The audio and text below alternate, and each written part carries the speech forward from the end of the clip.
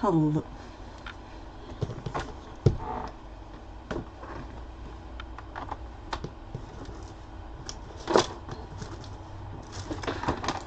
Forgot to get my sound set up. Hopefully it should be good now. Hello, and how are you doing? I hope you had a good week. For me, lots has happened this week. So my external reality is pretty stable, but a lot has happened internally. And I have that space to really notice what is happening internally and really notice it and process it. And if there's a lot happening outside in your external life and there's a lot of drama, you maybe don't notice like those subtleties in your internal reality.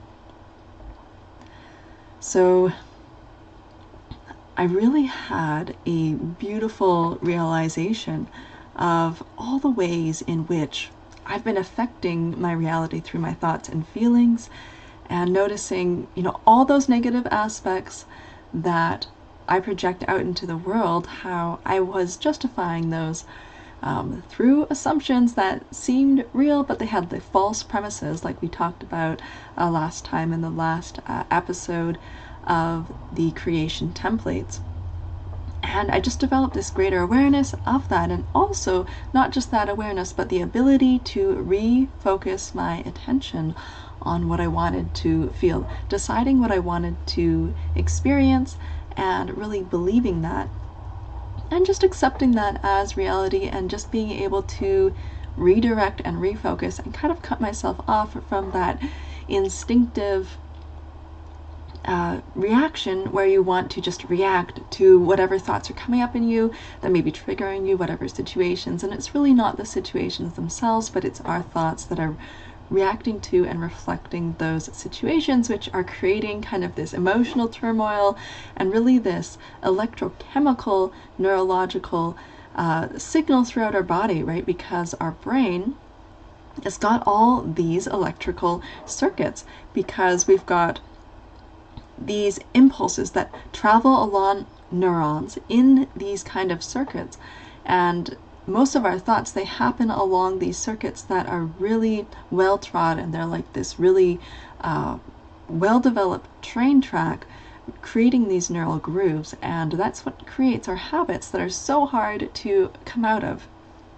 And it's really quite challenging.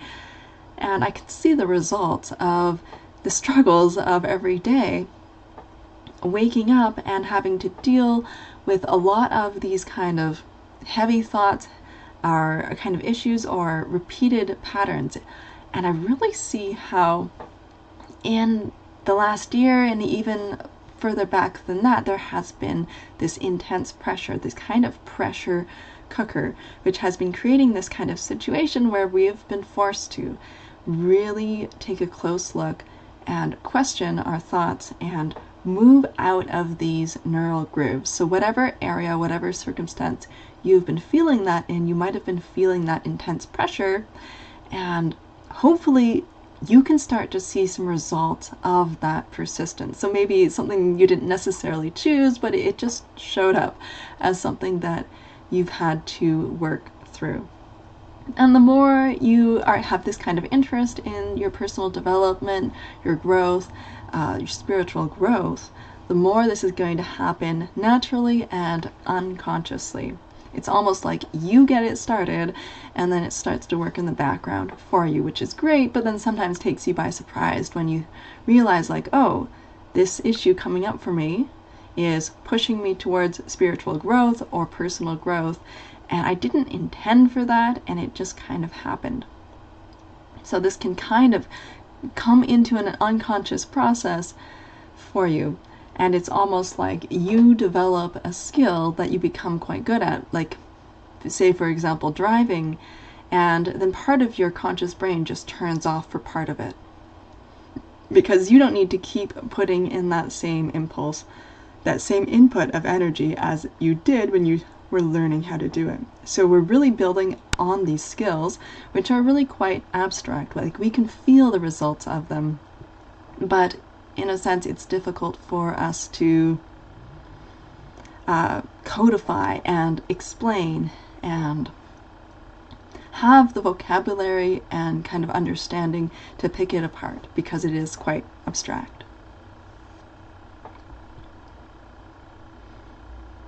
So today's topic is reality shifting.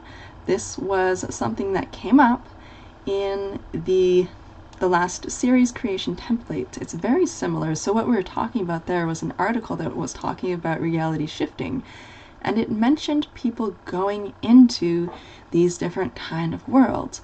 So you could apply it to going into different kind of worlds, or you could apply it to this world right here and looking for results in this world right here. So I wanted to look into this more closely.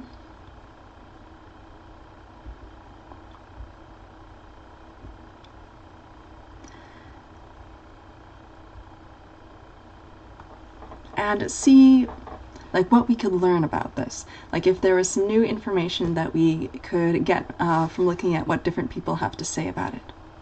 What I've found so far are videos on shifting this current reality, which I find the most relevant, because like, why are you here? Why are you experiencing this? There's a purpose and there's a lesson that can be experienced here. And that can really grow into the greatest magic in your life. You have this really challenging situation, and if we want to think about it in terms of an energetic level, where we're moving through heavier energies into a lighter density through the ascension process. And so that's part of what we discussed in an earlier series. So we talked about ascension a lot in 2023, in the later part of 2023. So that was, at this time, that's last year. So like that's at the back of my mind. Like, yes, we're going through this ascension process, but then also, you know, through that, we're becoming really rooted in the experience that we're feeling now. And kind of disconnecting from like these abstract ideas and really that aren't useful to us, and applying whatever we do know to what's here now, and just being really present in the moment. And that's part of becoming embodied, having our spirit inhabit our body fully, or having your higher self inhabit your body fully in this really like fully cohesive and integrated way.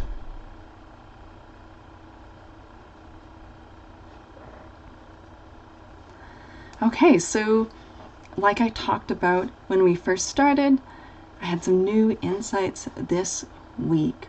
And it's really the past 2 weeks, because we skipped last week. So I've been feeling this massively expanded awareness of the thoughts, feelings, and states contributing to the reality that I'm projecting outwards. So I have this like new awareness, and it feels really, really good.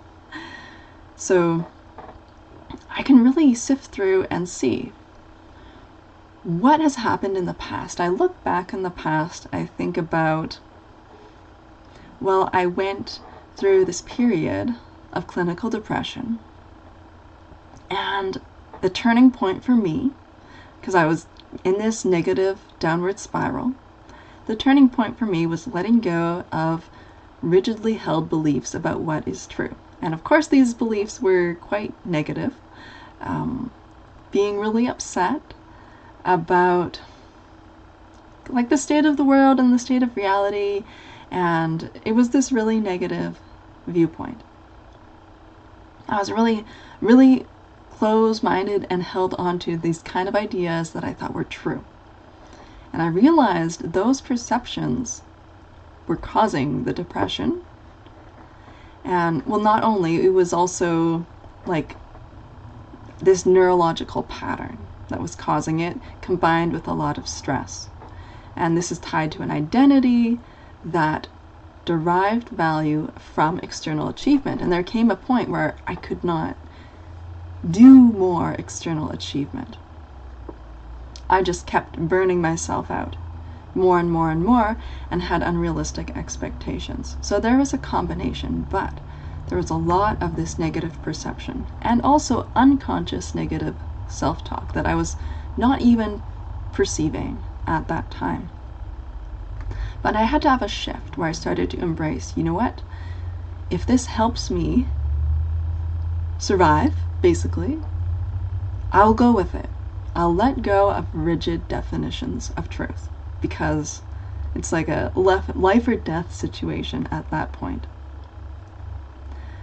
So I had a significant shift there, and it took a really long time to be able to develop more compassion for myself, because there is such a strong identity rooted in achievement.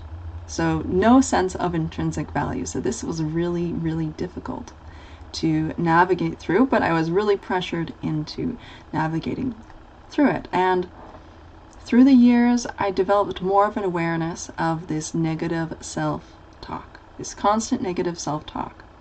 And I look back, okay, I used to be an athlete. I used to ski race. And this negative self-talk affected the ski racing, because I wasn't able to consistently imagine a positive outcome. I could always imagine reasons why I wouldn't have a positive outcome, so I would try to control every single aspect and try to use that to justify having a positive outcome in every ski race. But I could not control every aspect, so if I couldn't control every aspect, then guess what would happen? I would justify imagining myself doing badly. And this is a mess. Because no matter how talented I was as a skier, I could not sustain good results, because I did have incredible results for a while. And we do see this pattern, especially with women, where they will have really great results in their teens, and then in their 20s the results will drop, and then they'll come back later on in their 20s. So this is a phenomenon that does happen. And so I did have that period of really high results, but I was able to visualize myself doing really well, and I didn't have all this negative self-talk getting in the way. And this is a trap, because as soon as you have good results, you can start to base your value on those results. So it can be really good to have a period where you don't have good results, and then you don't automatically base your value on those results. But I had quite good results as a teenager, and so I didn't learn this skill of having some intrinsic self-worth. I didn't really understand how to control my thoughts and feelings and states. There was this like kind of veering towards this negativity and this idea of the effort and physical effort producing results. And I didn't have an understanding of how your state and awareness really affects results. And it affects you on a physical level, because you get all tense and you get all anxious, and then you're not able to respond well in the moment. And even deeper on a physical level, you start tensing up. You're not actively using your body in the most effective way, because you've got tension. The best athletes, they're able to relax as much as possible and only use tension when necessary. The same with the best musicians, for example, the best pianists. That's what makes them the best. They have this really subtle control and specifically relaxation of their muscles in the most optimal way. So you're not operating at your true potential, because you're just so tense and so worked up. And when you are able to relax and able to be present, you're able to operate at your full potential.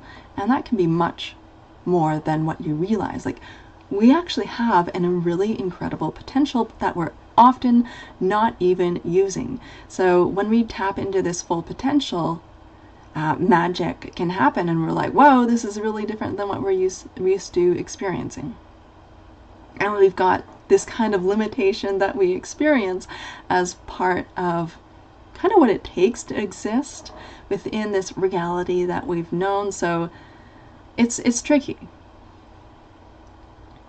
So I can see how this inability to control this negative state and not understanding how that state affected the results, but thinking like, oh, I need to depend on training harder to affect results. And lots of people fall into this trap. They don't realize that, you train as much as you can, but you can never train perfectly. And once you let go of trying to control all the variables and you just focus on imagining yourself being able to do well, and you're engaged and you're in flow because you're not super tense, that's when your genius is able to shine in whatever realm or area that you're in. And of course, there's other factors that affect us. And a lot of the times there's going to be times in our lives where we're going to struggle, and then also have this beautiful breakthrough. Some people have this beautiful result and achievement and breakthrough early in life, and then they struggle later. And other people, it's reverse. They struggle their whole life, and they build up this resilience, and then the beauty comes later. They're able to emerge and bloom into this beautiful expression of themselves. But it can be years and years and years, and a lot of trial and struggle. Regardless, a lot of people, especially if you are living at the extremes, because there's going to be people who live a very sheltered or like not a lot of variation or in their experience. But if you have a lot of variation in your experience, you're experiencing a lot and you're really driven and motivated, you can really get into experiencing these extremes. So I can see the effect of that, and then I also went into studying. I studied biochemistry, I studied business, and then I finally went into computer science. And I can think of so many times where this negative perception of myself and projected out, it changed how other people interacted with me, affected opportunities. There were positive experiences where I just went to a prof and I offered to work for him, and then he gave me a job, like basically made up a job for me, and it was great and worked well. And that connection is really what got me into grad school. And then of course in grad school there was this constant feeling of not being good enough and this constant anxiety, which basically led to burnout fairly quickly. So there was that pressure that I was feeling, where I was building resilience and being able to control my state and thoughts and emotions, because if you're having intense negative thoughts about yourself, it's not that you can always just turn that off. It's a very intense experience, and it takes living through it to develop that resilience. So, this skill of reality shifting, of whatever you want to call it, it's going to take time. It's like learning, for example, learning piano. So those of you who have watched previous videos know that I used to teach piano, and it takes years and years and years to develop the skills, to develop we've got neurons that connect the brain to, for example, the fingers. We've got these motor neurons, they're connected to the spine, which are connected to the neurons in the brain. So even if you know what you want to play, the brain can be like, I want to play this, but the fingers can be like, not doing what you tell them to do. And I still sometimes experience that. And it's frustrating, right? What happens is that the more you practice, the more there develops these layers of this myelin sheath, which are these layers of fat around the neuron. And they're basically this level of insulation that allows the electrical signal to travel from your brain to your fingers faster. And that's what makes really talented musicians, this highly developed myelin sheath, which has many, many, many layers. So it's so interesting that there's a physical component to it. Within this reality shifting, we have these we have this model of the brain. So whether, we exist in this reality of perception, and you can call it of frequency and vibration, but within, we have this model of the brain. So whether brains exist or not, we can use this model or idea of the brain, of these connections in the brain, where thoughts are basically a connection of these electrical impulses traveling and making connections. So it takes practice to make the thoughts and the neurological connections that we want. Because we've got, just like, oh, you're playing the piano, you make a mistake, and like, you do it again and again, just, One of the most effective techniques is to slow down, and lots of people just do not want to slow down, and it's really hard to do. But the most people who have the most progress in learning piano have the patience to slow down, and that's what I do. I slow everything down when I practice, very slowly, so that there's enough time for the connection to go from the brain to the motor neuron in the fingers, so I can adjust and make mistakes without a bunch of tension. So, and this is really relevant because we've got, we are experiencing sensation. We're picking up this kind of sensation. So visual, auditory, even we are picking up like unseen sensation as well. So we're not sensing it through our senses, but you can still pick up different things, right? And also, there's so much sensation that we don't consciously process it, right? We're able to, as humans, we're able to pick up on people's emotions without consciously being like, oh yeah, because their facial expressions is exactly like that, so that means this. Like, you can just feel it and you can sense it. Well, a lot of that is that subconscious processing that's going on. So we've got these events or this kind of stimulation that is being triggered. And as a result of that, that's going to be like, okay, we received this incoming stimulation. And so we've got these grooves or neural connections that are moving from, let's say, this one spot in the brain going to like these other places. And the connections that we've practiced and we've gone over and over and over again, which are influenced by our environment, those connections, so those, like, if those are triggering negative thoughts and feelings and states, like those are maybe like the mistake that you made, that you don't want to do that, right? And it takes practice. Like, maybe you have to slow down, to journal, meditate, and then you can become aware of that and you can correct it. So you can change and shift what connections are being made.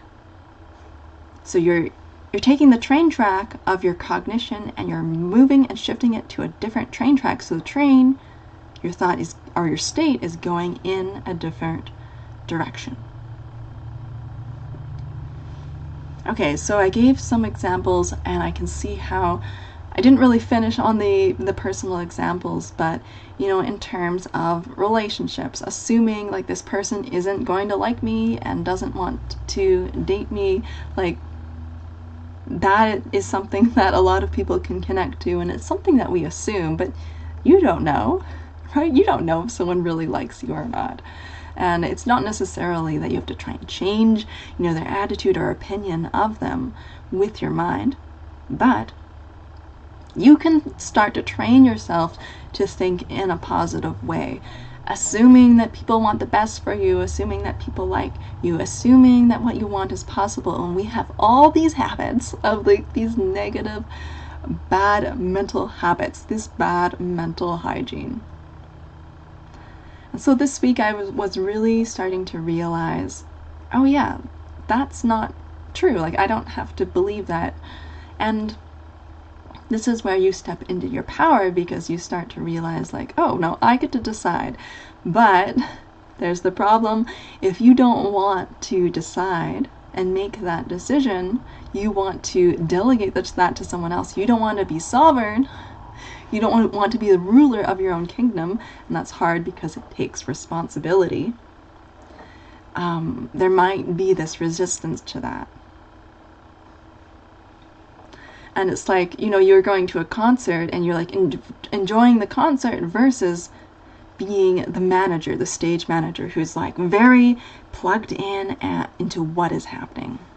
So they've got a lot of responsibility. They're not just sitting back and enjoying it. They're putting on the show. They're stressed about, like, this has to happen at this time, and these things have to go well, and, you know, we had this kind of issue that was going on there, we got to correct it. They're, like, alert. So it takes a lot more focus. Yeah, so I've been seeing how, in my life, you know, sitting back and letting these negative thought patterns run the show has not been resulting in a show that I want to be in and I want to see.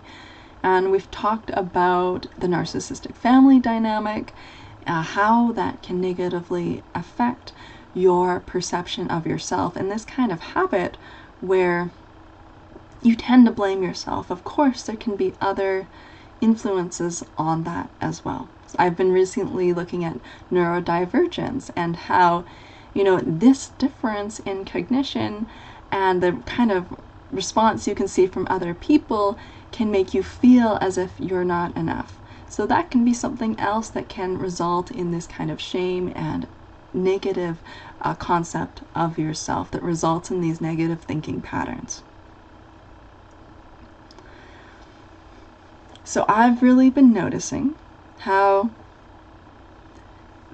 say for example, at my job, you know, complaining about like, if I project outwards and I see like how much they're going to be paying me according to like what they're paying me now, it's not going to be enough, so I'm going to have to like look for a new job, and that's going to be like a lot of effort and stressful, but I need to do that for the sake of my career. And then I realized, wait, they could just be paying me more, and I could project that and imagine it instead of having the belief that no, they're not going to pay me more.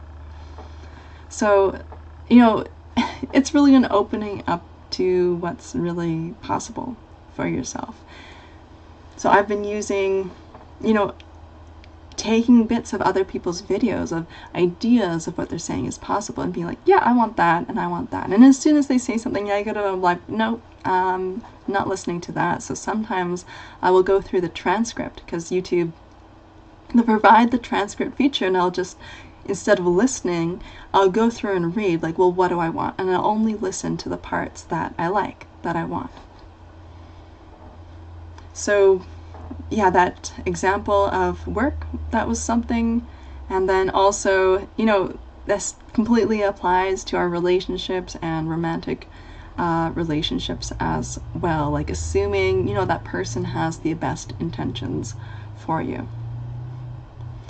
Yeah, so I've really been able to focus on and nurture these beautiful, delicious feelings that feel really good. So it feels like this new level of mastery that I'm really excited and happy about. And I can feel that connection dissolving between what I do and my results and realizing, wow, like how I feel and how I experience and how I be in the world, like that results in beautiful things happening in my life. And there's not this addictive need to control everything, because there's this anxiety about messing things up. So that's feeling a lot better.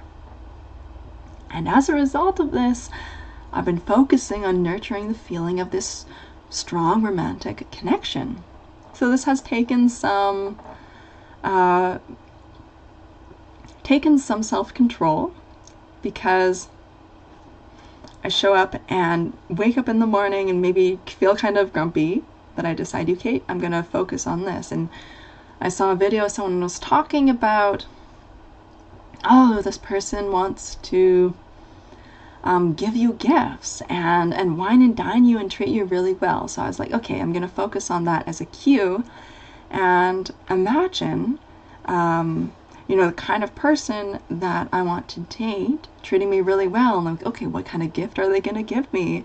And that was really fun and exciting. And I felt, oh, I started feeling, as a result of intentionally focusing on that, I started to feel this beautiful romantic feeling and feeling really excited and feeling really giddy. So that is something that I'm working on. I'm working on focusing on nurturing those ideas. And it's like, as soon as the idea pops up in your mind, like, no, that's not true, I counteract that with, I don't care. Like, this is what I want to be true, and this is what I'm focusing on. And I know I have that conviction within myself that I see the connection between my state and reality, and I have that conviction that I don't need to worry about what's true or not true, because I get to decide. So that has felt really good, and it feels this, I can feel this state and this conviction that this is showing up and this is here and it's coming, and I just am enjoying it almost before it's here, but it feels really good. So sometimes in your life, you're going to be working through whatever shows up in you. Sometimes there's this like emotional trauma or a childhood trauma or childhood wounds that are showing up to be healed, and you just need to be present with that. And maybe in those periods you're not going to be able to be connected to those beautiful feelings, and that's okay.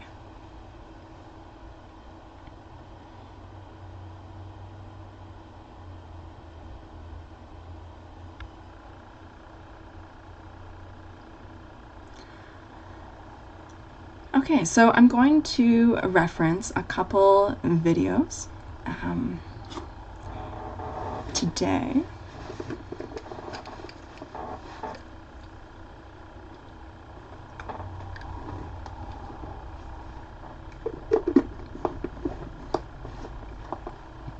So the first video is by Mina Irfan. She has a channel called The Universe Guru, and she's talking about vibration, and I thought this was such a great video because it really explained it succinctly. Of course, this was a live stream, and it was really just the first part of the live stream that was just explained it in a really succinct way. So it's called Raise Your Vibration Permanently, and I will have the link in the description. So, vibration is your energy resonance. You have this frequency field, this personal magnetic field around you. It's this energetic sphere about an arm's length around you, and I said here about 1 meter, and maybe your arm's not quite 1 meter, but I thought, you know, that's kind of close. And this ball of energy around you consists of your dominant ways of being, thinking, and feeling. It's a measurable resonance field. And it's contagious.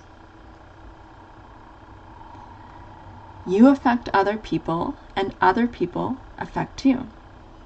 We can raise each other's vibrational field, and they can raise ours, and you can lower them, and they can lower yours. So we have this commingling, or this kind of like effect where we're getting tangled up with each other. And it's like, what came first, the chicken or the egg? It's that kind of experience or reality. What is in your field is a result of what you consistently think and feel,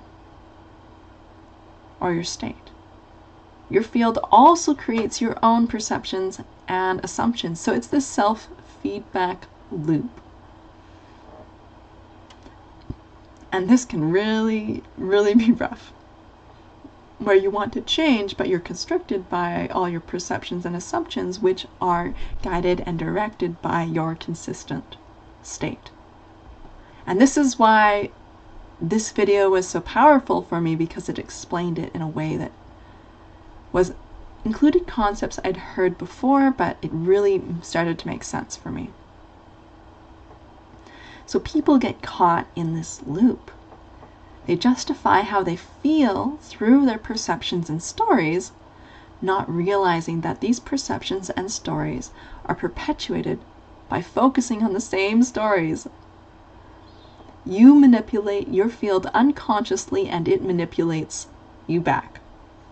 This is, oh my gosh, like when it's rough, it's rough. But when you start to detangle it and see it for what it is, it's like this awakening that happens. So the takeaway from this is your perception isn't necessarily true. You view the world through this lens, and the world responds to you through this lens as well. You create it, and it creates you. So it's this unseen but felt frequency. So everything in nature is designed to move towards resonance, and like attracts like. So you're getting this compounding effect where it's really narrowing in on everything that you're focusing on. So like I said, it's this feedback loop. So you get traumatized people bonding to other traumatized people, and healthy people bonding with other healthy people. And you got this limitation of perception where you think that what you experience and what you see, that's all that exists. And this is rarely where we come to, like, people living in their own reality, and they see someone else living in a different reality, and they say, like, that's bullshit, and that's wrong, and that's not true. But they just can't see it. They just can't access it. So if you have those distortions in your field, that may be causing those results that you don't want, but you may be unconsciously feeding what you don't want. So we all have a dominant vibration. And regardless of your circumstances, you revert back to your dominant vibration. So, if people who they don't have much money, they suddenly win the lottery. So they have a spike in their happiness, in their well-being level, in their vibration. They eventually fall back to where they were. And the same thing. So they've done studies on like people winning the lottery or people losing a limb. They'll have this spike or this dip, and then they'll go back to their regular state.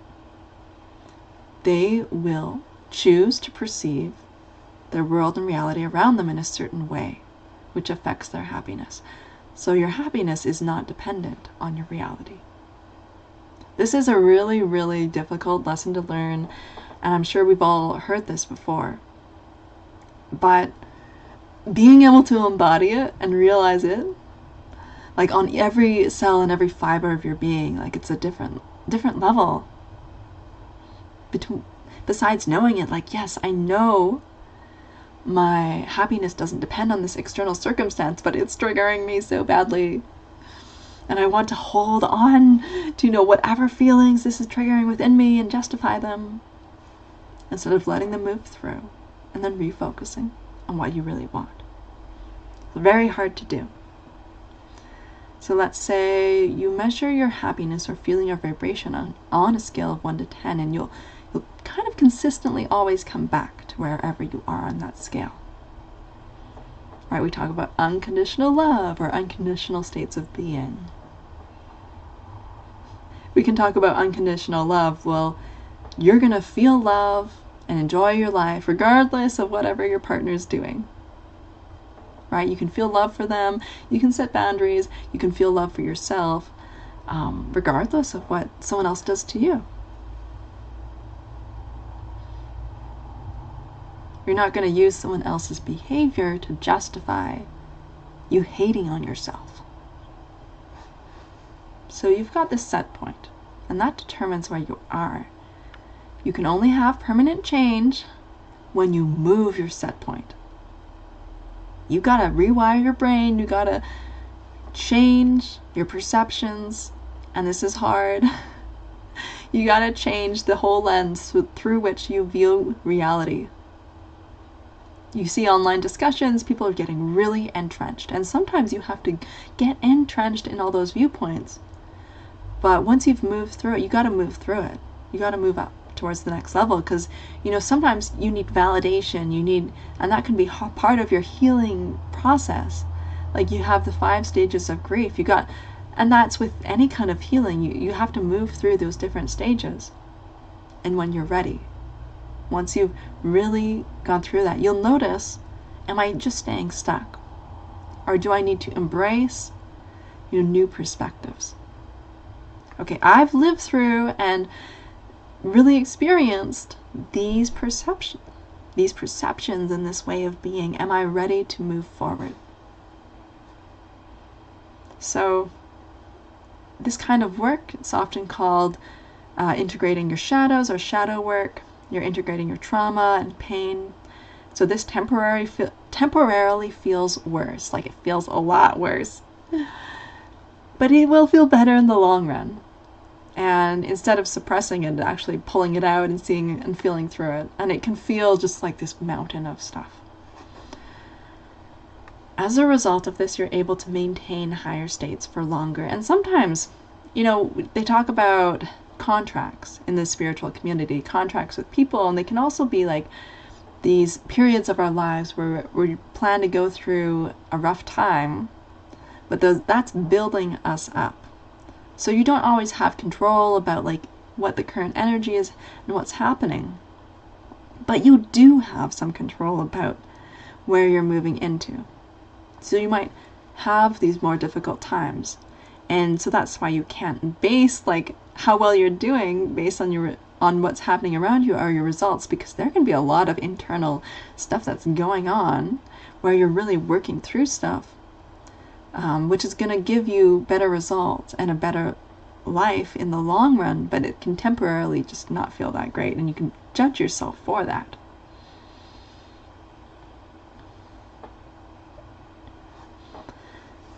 Okay, so those were some great ideas and I really enjoyed and loved them.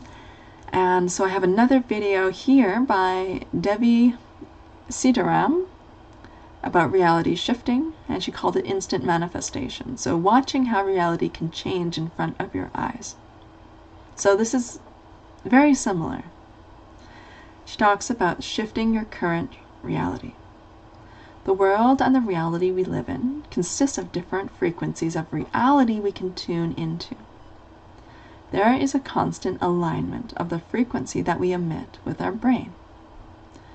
So, and this is felt, and we experience this via our emotions and feelings. Like, what frequency are you emitting? How do you know that? You tune into your thoughts and feelings, and that gives you a sense of what your frequency is that you're emitting. And then, okay, you notice that, and you make a little adjustment in that frequency.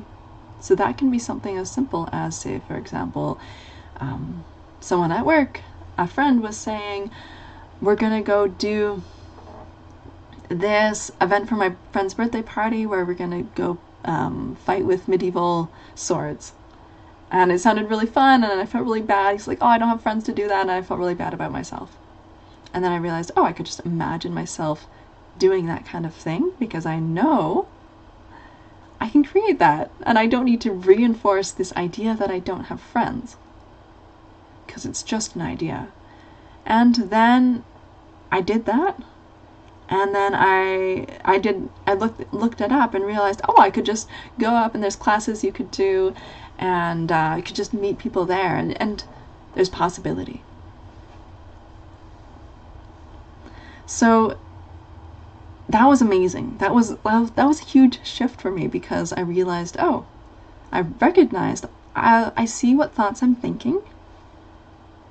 They don't have to be true. Do I want them to be true? No, I don't want to live in this reality where I have this identity tied to being someone who doesn't have friends and who is this kind of loser. It's like, no, like, I can imagine myself being popular and well-liked and having these beautiful relationships with people. And I'm like, oh wow, okay, so if I've had issues with this in the past, I know what I was thinking. I was thinking these thoughts and reinforcing this reality and this part of my identity that was negative that I didn't want to experience. So, and this is the issue, if you have this strong attachment to this certain identity that makes you feel bad about yourself, like you're stuck. So, and that's the tricky part about it. You gotta open yourself up to the possibility in the moment, because you can have great days where you're like imagining beautiful things and you're feeling really good. But pay attention to the days where you feel like shit, where you feel crappy, and notice your thoughts. Those days are the days where you can really make a lot of change, where you're having those thoughts, those repetitive patterns that show up, because it takes time to create new habits, to create new neural pathways. You're going to have to do it over and over again, but notice when you're not feeling good and what's playing out in your thoughts, and say, like, do I want to live in that reality where that's true? Or do I want to create a new reality? So the world and the reality we live in consists of different frequencies of reality that we can tune into. And a lot of the time we just tune into the same reality that we are experiencing, right? Because we don't expand ourselves and expand our perception to realize, there's something else that I could be thinking, that I could tune into. And this is the hard part, that we have this conditional expectation of reality. We want stuff to show up and then feel good. But then we're not using our power. We're like this incredibly high-powered computer being used as a calculator. It's like you have this really expensive MacBook Pro and you're using it as a calculator, if that makes sense. There's a constant alignment of the frequency that we emit with our brain. And as we develop this awareness of what we're experiencing, we can kind of cut off the connection to the signal that we don't want and redirect it and reroute it. So this has a lot to do with our awareness. Okay, so we talk about aligning with your desired reality. And she's saying here in this video, you can immediately see the results. But, okay, what does that really mean? I think that really means that you have to make connections and you have to apply meaning to say, like, oh, I changed my thoughts and then this happened. Or like, oh, I was not thinking so great, not having these like really good thoughts, and then this negative thing happened. So you do have to apply meaning to say that you're getting results, but probably a better indicator is how you're feeling. And the more you practice this, the more you can have a stronger mental image or conviction of things being possible. Because maybe you have this really strong attachment to, no, that's not possible for me. But the more you intentionally practice it, like, you just got to start in the right direction. Even if it doesn't feel possible, open yourself up to, yeah, that's possible. Open yourself up a little bit. And, spend a little bit of time imagining that being possible. And maybe it doesn't even feel possible. I'll give an example. When I used to ski race, you'd be racing, and at some point in the race, it feels rough. You don't feel good. You're going up the hill. You just don't feel like you have it in you. You want to give up. Like, kind of mentally give up. Like, oh, it's painful. I can't do this. One thing that I played with and I tried was, instead of focusing on how it felt painful, I would focus on, for example, my feet. I would focus on the position of my body over my feet, because you have to have like the right position to be able to either get grip if you're classic skiing, or be able to have enough momentum forward if you're skate skiing, or depending on how steep the hill is, you're going to be able to move in a more efficient way if you're standing more upright. So I'd focus on, the specific awareness of my body instead of the pain. And then I'd also imagine saying to myself, like, I feel really good and I feel really amazing. Guess what? In 10 minutes, I'd be feeling so much better.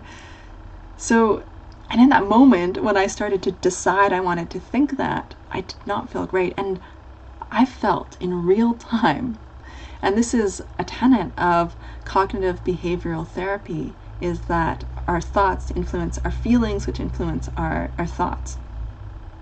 Is that you can shift out of what you're experiencing and feeling by deciding, I'm going to start thinking a different thought. And it sounds easy, like it's not, because of this attachment to thoughts and attachment to what is true and what is real. Of course, this attachment to what's true and what's real gives us a sense of consistency, which is settling, it's comfortable. And this is where you can be playful, where you can be like, I'm just going to try it. And also explore, like, how could I do this in a fun way, in a way that I enjoy? So you immediately see the reality shape towards which reality you're shifting in. So what I think we're really talking about here, and what's being alluded to in this video, is these micro shifts, these really small shifts in our day-to-day life, expanding possibilities. You can use it to quantum jump to much higher levels of reality. And I like the idea of these small shifts in our daily life about things that matter to us, because it's rewarding and it's fun and exciting. And you can use this and apply it as you get better, as you develop skill in it. Like maybe you start weightlifting and you start with some very light weights, and eventually you can lift heavier weights, right? It makes sense to start with light weights. And you can just live in more and more and realizing, like, oh, yeah, I don't see the evidence of my desires showing up in front of me, but I can start to imagine them happening. And I don't have to hold on to this reasoning like, oh, no, I can't feel that and I can't experience that because that's not what's happening now, and that's not possible according to my current perception of what reality is and what's possible.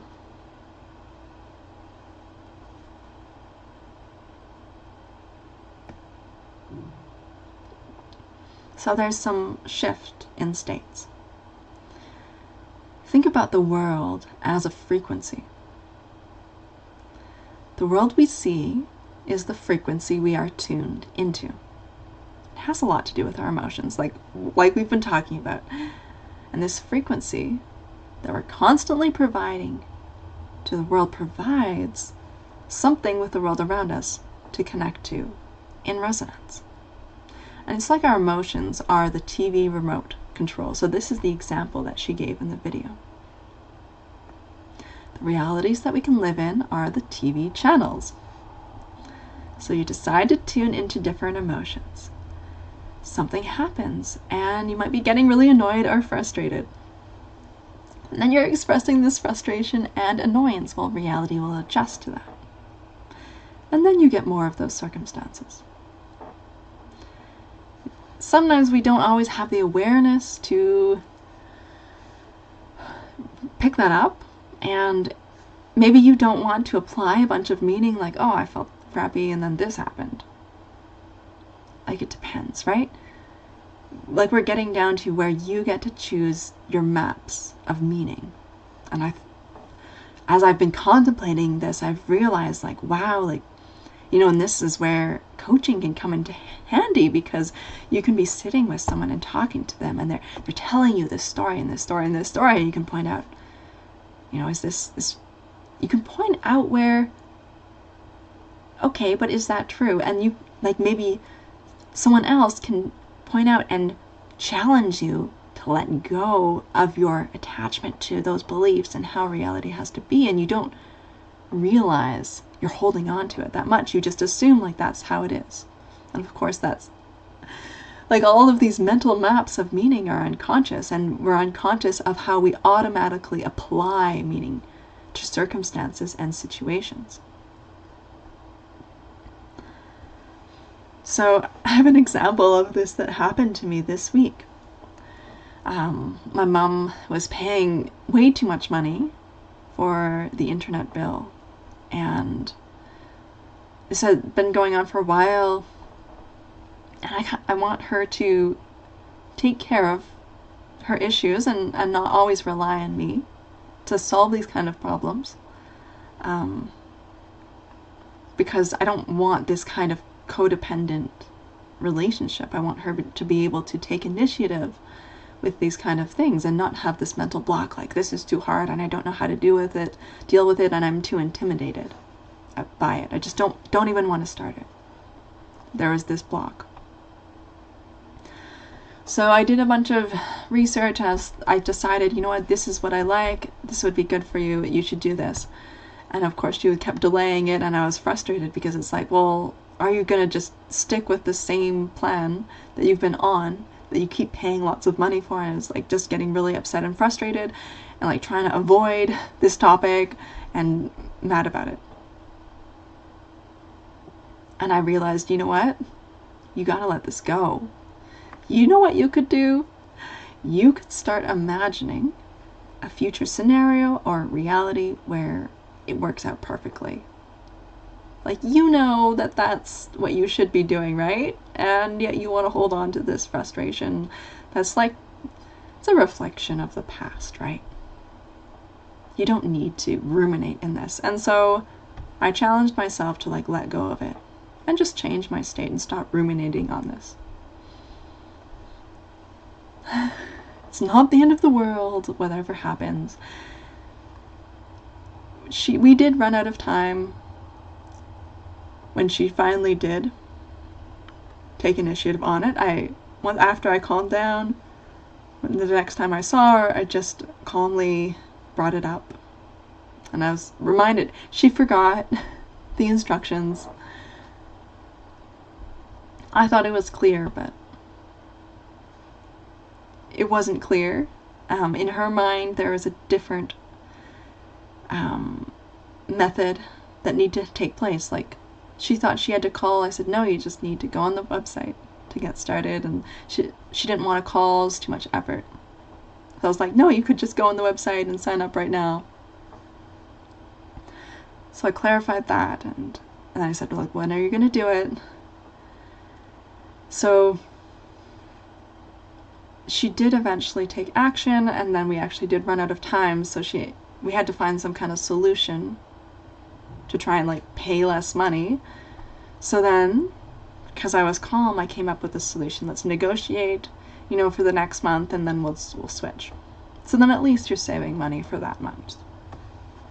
So we came up with a solution, and it was a reasonable, decent outcome that I was happy with.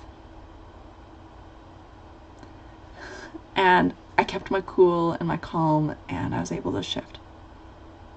So that's a good example of, you can get annoyed and frustrated, but at some point, don't hang on to that annoyance and frustration. It's really hard, right? Okay, an example is like trying to achieve a certain goal and getting frustrated you're not seeing the results. And the reality is responding to that in real time, and that's where we get self-sabotage. Why is it not showing up, and why is it not happening? And guess what? What's the frequency you're emitting at that point? Right? There's this fear. It's fear of like, what if this doesn't happen? And like, maybe you don't want to stake your life on this happening, because I think of it like investing. When you invest money, you got to be ready for the worst case scenario. You got to have a good enough life that you've set up for yourself, that you're not depending on your reality to shift, or your life falls apart. Like, that's not stable. And that's kind of that like wishful thinking. You You create a basis of where you can reasonably live at that level, and then you build from there, and you just train yourself to think positively about the different things in your life, and just see what happens for you. So you decide what state you want to be in. Let go of the reasons why you can't be in that state. And then you need to recalibrate and adjust your feeling from what you're previously thinking.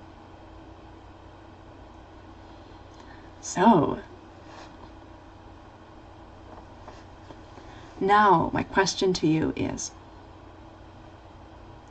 what are some areas where you're feeling anger, frustration, bitterness, emptiness, loneliness? You're applying these meanings, these negative meanings towards yourself based on your experience of reality and what's happening to you. Now let's shift it around. If you get to decide, what's happening in your life?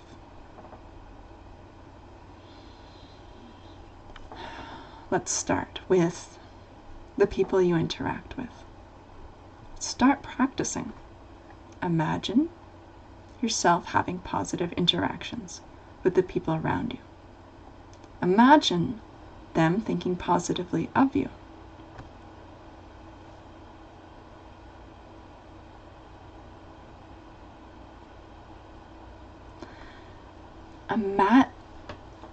Maybe you start your day.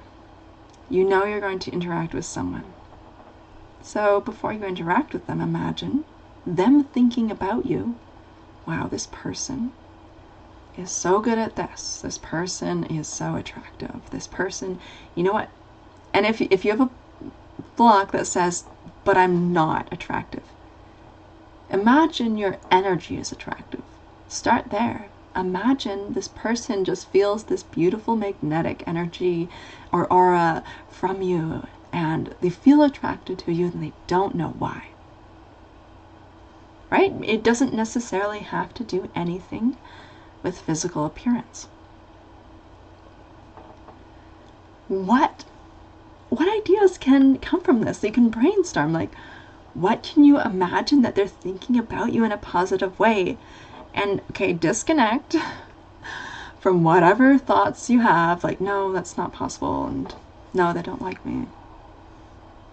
No. We're having a moment of fantasy here. You can watch movies and get immersed in the fantasy of them, like they're not real characters, but you can still resonate with them. You can still get drawn into that fantasy, even though you know it's not real. You're immersing yourself in a fantasy world. That's okay. And just try it. Just imagine what you can do as you shift your attention into this fantasy. So it's like, so you're experiencing your reality, and it's almost like you're writing a novel of your reality, but you're editing it all to be like, for you to be the main character. And of course, we know that popular concept of this main character energy and how people are acting very self-centered in a really obnoxious way.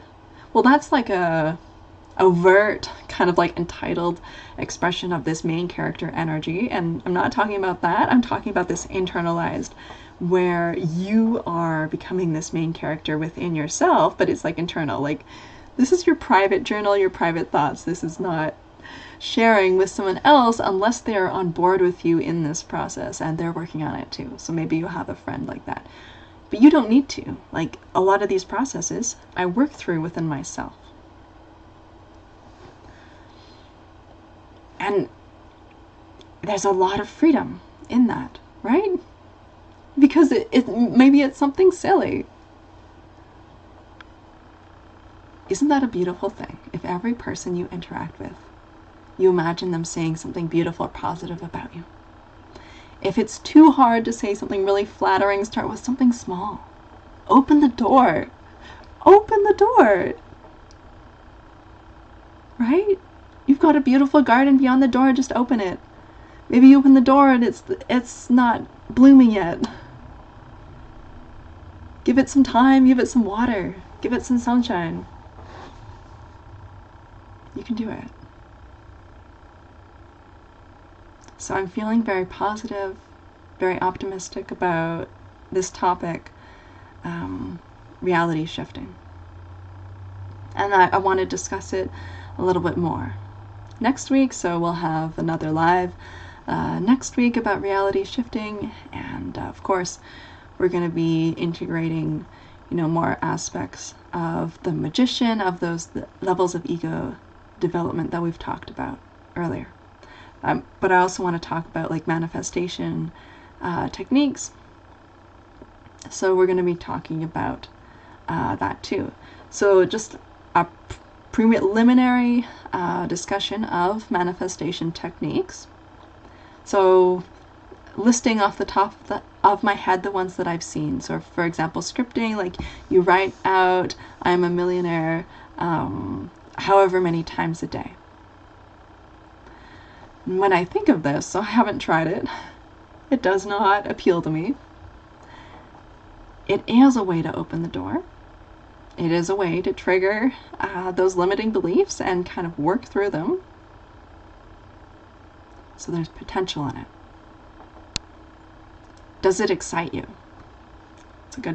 That's a good question. Is it fun? Are you actually going to do it? Another technique that I've heard about, if you look at Joseph Alai's channel, A-L-A-I, he talks a lot about Neville Goddard. Or he did, at least when I was watching his videos. And he talks about this technique of before you fall asleep, like go into this like meditative state and imagine with crystal clarity the end result, end state or of what you want to happen. This was really tricky, really hard for me. I always felt like I wasn't getting it right. And it's like, I always felt like I could not get it right enough for it to work. And I was like, well, what's this desired end state? And I want to experience everything in between too. Like, it's not just the end state that I want. And I had trouble just like getting all the details right, and I have to think about all the details, and it was didn't work for me. Mostly because I just gave up and stopped doing it. But what is working for me is using prompts. So listening to other people. You've got these different videos online. And I used to use them really badly, kind of like, oh, what's going to happen in my life? And like relying on that external source of validation and then feeling really bad when they said something I didn't like. But even when it has nothing to do with my life at all, these kind of videos, like whether they're general like reading, energy reading type videos, I like listening to the positive aspects of them and I find them really motivating. But what I have to do is consciously ignore, and that takes focus. You can't just be tuned out and listening. I ignore the parts that I don't like and I decide I don't want that. Therefore, it's not in my reality. I don't have to worry about it. It doesn't make sense to me to listen to these videos and be like, oh, like that's what you need to work on. I'm like, well, that's not even happening to me in this reality that I'm creating, so I'm not even going to worry about it. But it's been exciting for me to be able to listen to these ideas of these beautiful things happening for me and being stimulated by that and using that to trigger my imagination. And also using pictures. I look at a picture that excites me. That helps too. So I got pictures on my phone that I occasionally look at. And it's stimulating this excitement and this fun and this passion. So if you have a picture that is stimulating that for you and that makes you excited, so one of the things I want to do with that is to throughout the day, just like all day, just constantly be stimulating these positive thoughts and feelings and running that mental narrative of what's happening in my life. So I'll give an example. I talked about this earlier, about imagining this person who's like really madly in love with me and wants to give to me, give gifts, take me on a vacation, go traveling, someone who wants me to thrive and has my best interests at heart and really cares deeply about me. Okay, so the issue that I was having with this previously was that there was this, I'm not sure what you call it, but maybe we'll call it a sense of unworthiness. Like, no, that can't happen because like no one in my life feels that way about me, and there's a lot of resistance. No, like they can't be giving me these gifts because whatever reason. So I was blocking that. Had a lot of resistance against that, and you know how this comes up. So what you really have to do is be like, yep, okay, the thought came up, the resistance came up, that like, ugh, like uncomfortable feeling. Like when you open yourself up to beautiful things happening to you, there can be this resistance of this unworthiness and not feeling good enough and all this like, oh, I don't even want to touch like this negative feeling that comes up. You gotta detach from that and like just be present with the thoughts and feelings that come up. Just like if you're doing this really intense race and you're in pain, you acknowledge you're in pain, but you're not focusing on it. You're focusing on feeling, I feel good, I feel great, I have lots of energy, and somehow magically you focus on that, and 10 minutes later you feel a lot better.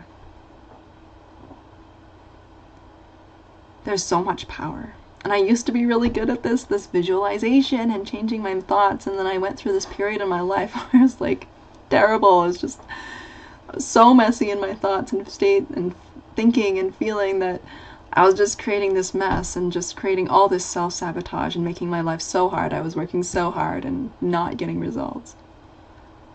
That's okay. It was a pressurized situation that was increasing my capacity to have that self-control. Like I know it's possible, right? We have these experiences of beautiful moments where we're able to exercise and do these things, and then we go through this struggle where we modify and we build that muscle and we develop this resilience and develop this awareness. Okay, yeah, maybe you've lost that connection with the beautiful part of you that has that beautiful inspiration and focus. But you also have a lot of wisdom and maturity, and you understand things in a new way. So like maybe you're hardened by life a little bit and you have this cynicism. But you can bring the beauty of your life experience together with that naivete of that believing and that faith to create magical results. Okay, so thank you so much for joining. This was a beautiful conversation, and we will continue it next week. And have a beautiful week.